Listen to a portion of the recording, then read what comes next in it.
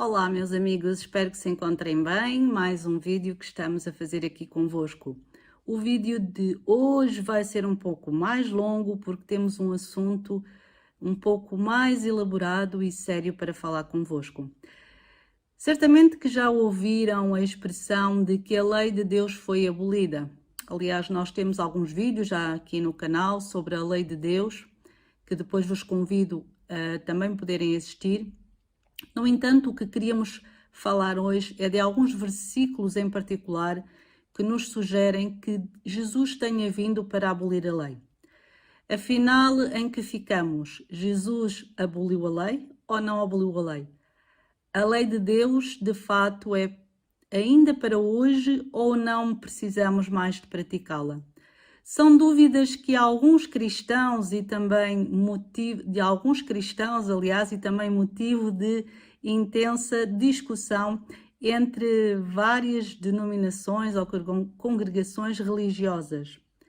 Mas antes de exprimir aquilo que eu acredito sobre este assunto, preciso de vos lembrar que é importante para os cristãos se lembrarem de três importantes pontos fundamentais que não são discutíveis, porque se forem, de fato, não podemos ser considerados cristãos. E então são o seguinte: o primeiro ponto é que todos os 66 livros da Bíblia, apesar de terem sido escritos por homens, foram divinamente inspirados, como nos diz em 2 de Timóteo 3,16. Em segundo lugar, Deus não é um Deus de confusão, como nos diz em 1 de Coríntios, capítulo 14, versículo 33. Também não é homem para que minta, como nos diz em Números 23:19. Em terceiro lugar, o que Deus falou e está registado nos 66 livros foi para ontem, é para hoje e é eternamente, como nos diz o apóstolo Paulo em Hebreus, capítulo 13 e versículo 8. Isto é, Deus simplesmente não muda. Sendo assim, partindo destes três pressupostos, podemos partir de que, se os 66 livros são a palavra de Deus inspirada e que não existem contradições, porque Deus não muda e Deus tem sempre a mesma ideia, desde ontem, hoje e eternamente, como referimos, Deus coloca a sua palavra acima de qualquer nome. E Deus não se nega a si mesmo, como nos diz também o salmista no capítulo 138, no versículo 2.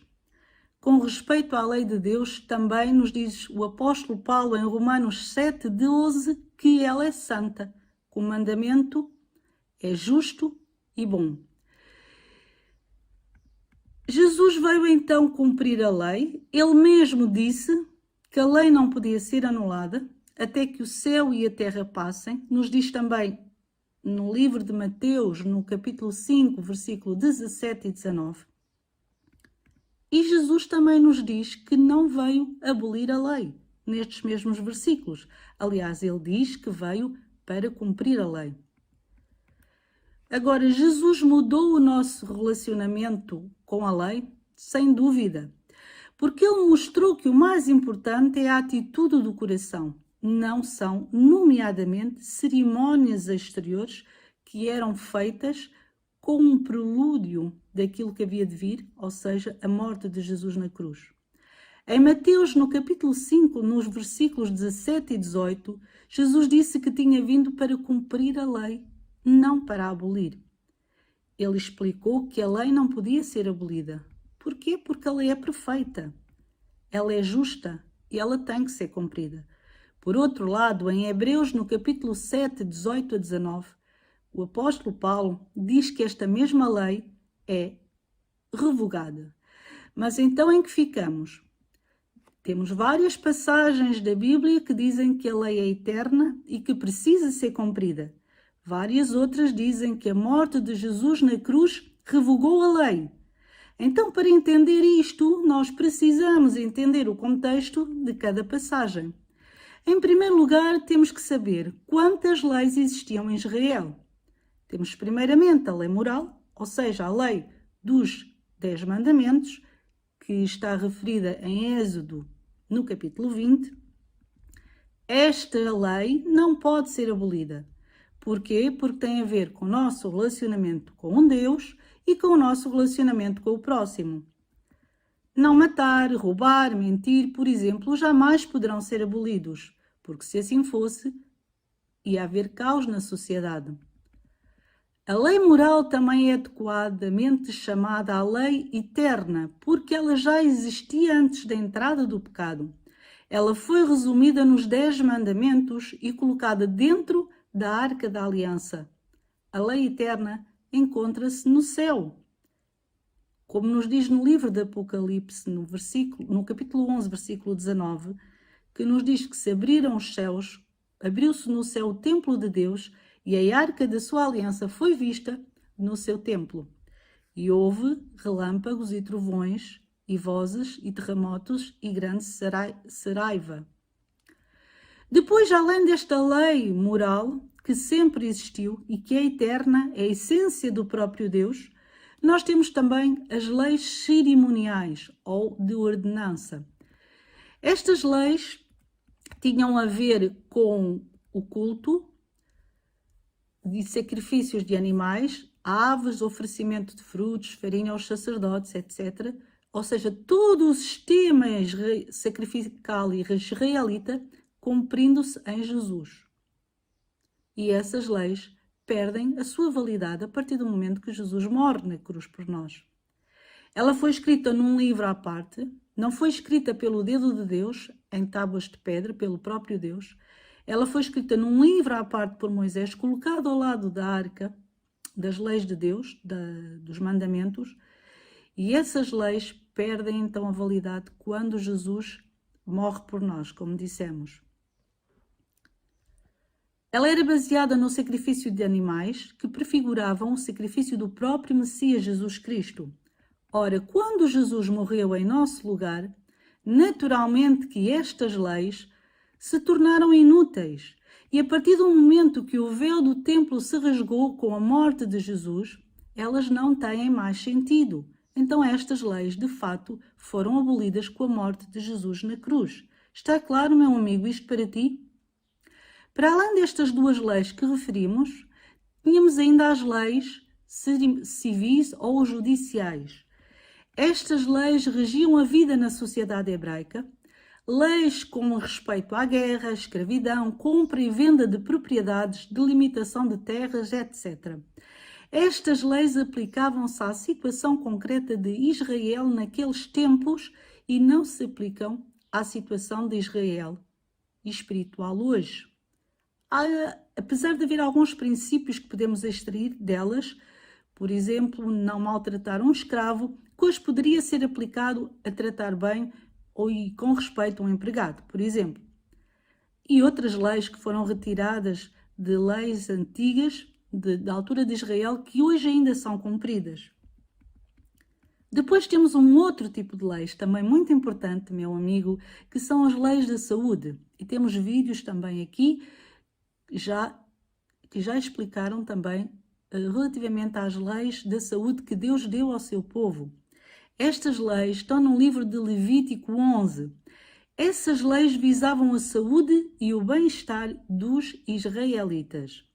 Essas leis também não podiam ser abolidas. Porquê? Porque aquilo que fazia mal ao organismo de um israelita faz igualmente mal hoje ao organismo de alguém que vive hoje em dia.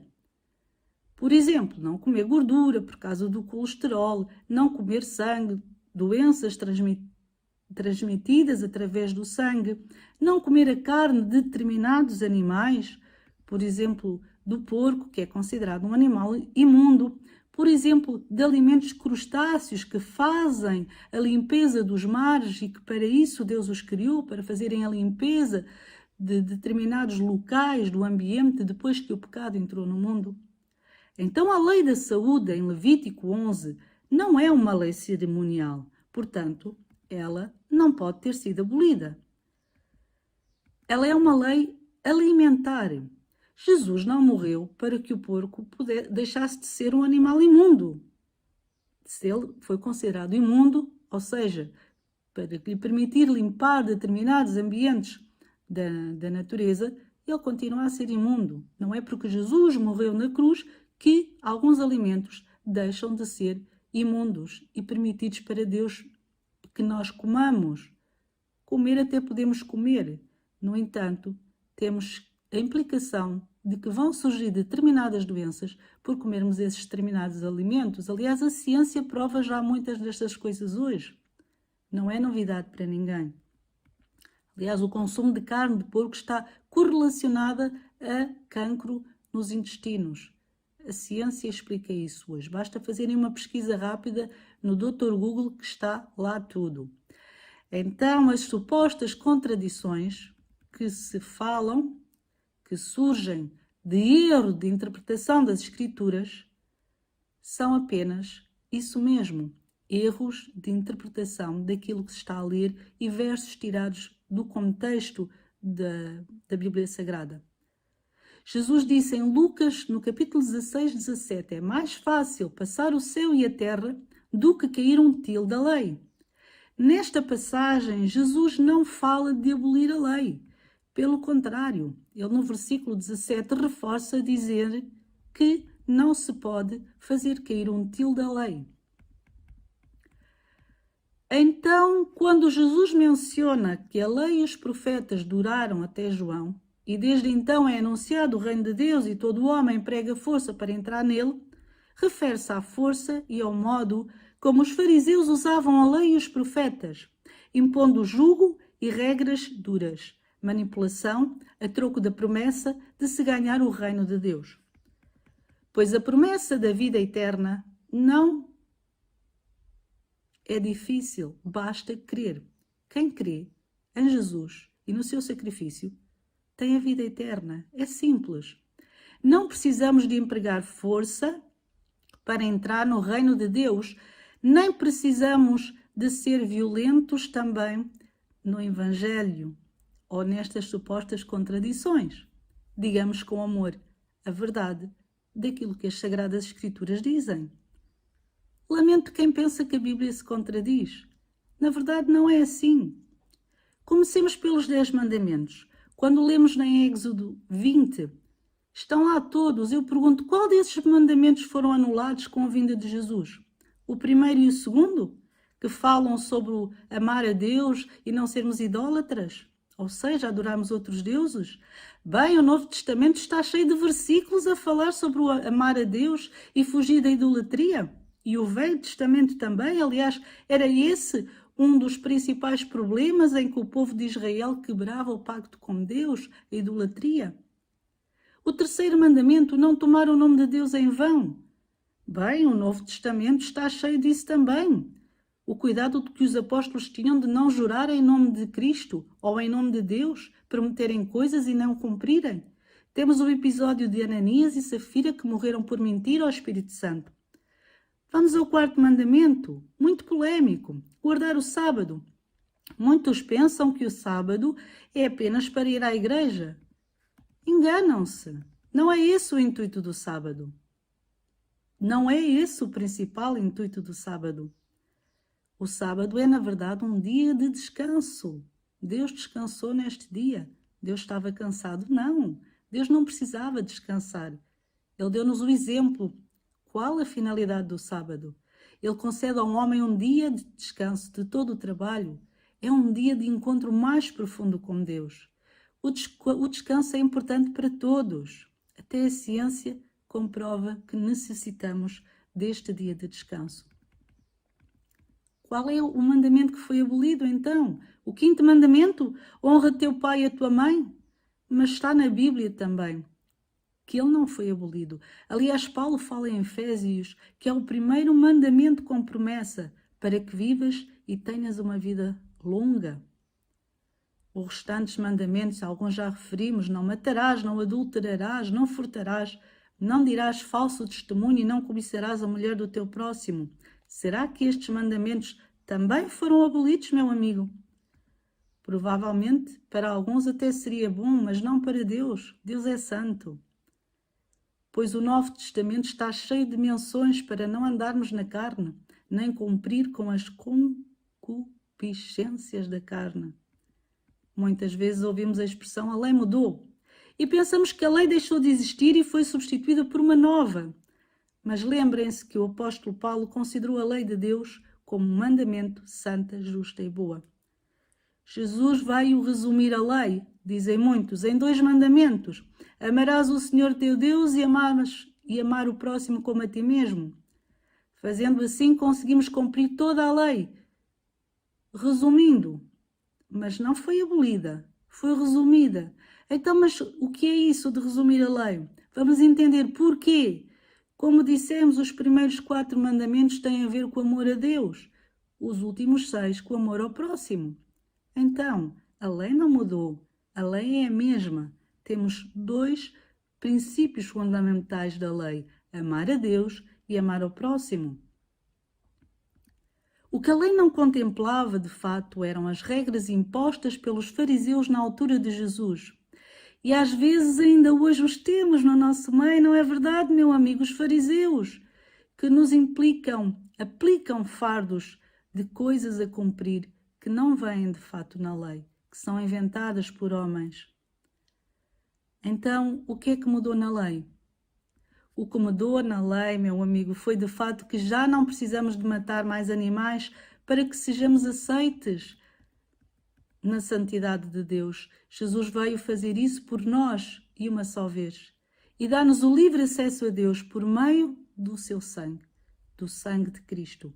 Os nossos pecados estão perdoados e esquecidos. Glória a Deus por isso, meu amigo.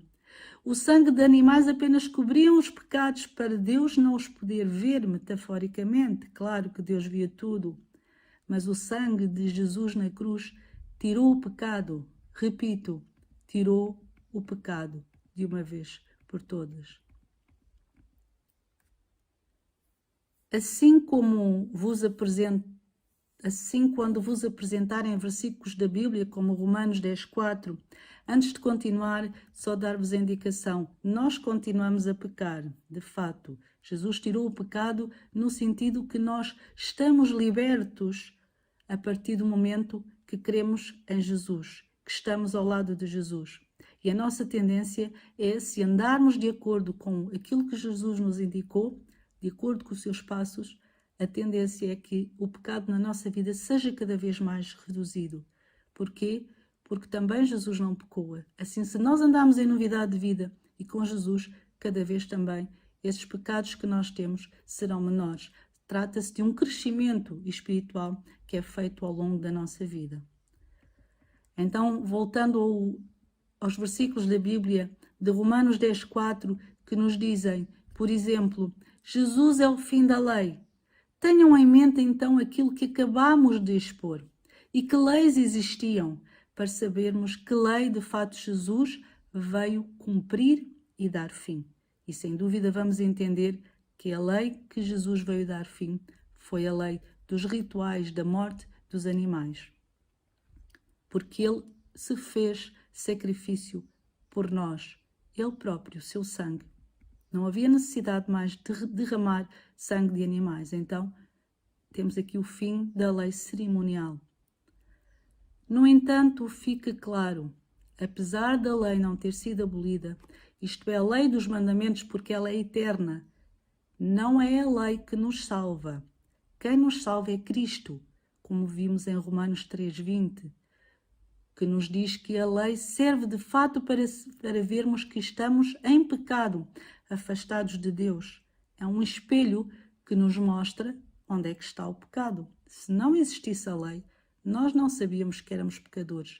Aliás, se não existisse lei, nós não éramos pecadores. Se nós não fôssemos pecadores, então Jesus tinha morrido em vão, porque não precisava de nos limpar dos nossos pecados. Certo? Se não há lei, a morte de Cristo foi em vão, porque Ele morreu pelos nossos pecados. Se a lei nos dá a indicação de que nós estamos em pecado, se Jesus, então, morreu para isso, se não há lei, não precisava ter morrido, certo? Nós vamos deixar o link de outros vídeos que falam sobre a lei, depois aqui no rodapé. deste vídeo. No entanto, espero que tenha ficado claro que tipo de lei foi abolida com a vinda de Jesus. Espero que tenha ficado claro que, de fato, apesar da lei não ter sido abolida, a lei dos mandamentos de Deus, dos 10 mandamentos, porque ela existe desde sempre, a essência do próprio Deus, voltamos a frisar, da sua importância. A verdade é que não é pela lei que somos salvos. Somos salvos pelo sangue de Jesus. Mas a lei é eterna. É para sempre. E estará um dia na Nova Jerusalém, também no centro da cidade santa, exposta a indicar da sua santidade. Meus amigos, graças a Deus, porque Deus não muda e é sempre o mesmo. Não é inconstante como muitos de nós. Graças a Deus, porque Deus é perfeito e nos ensina também a andar em perfeição e a andar no seu caminho. Graças a Deus por isso. Para sempre, sempre, eternamente. Amém, meus amigos.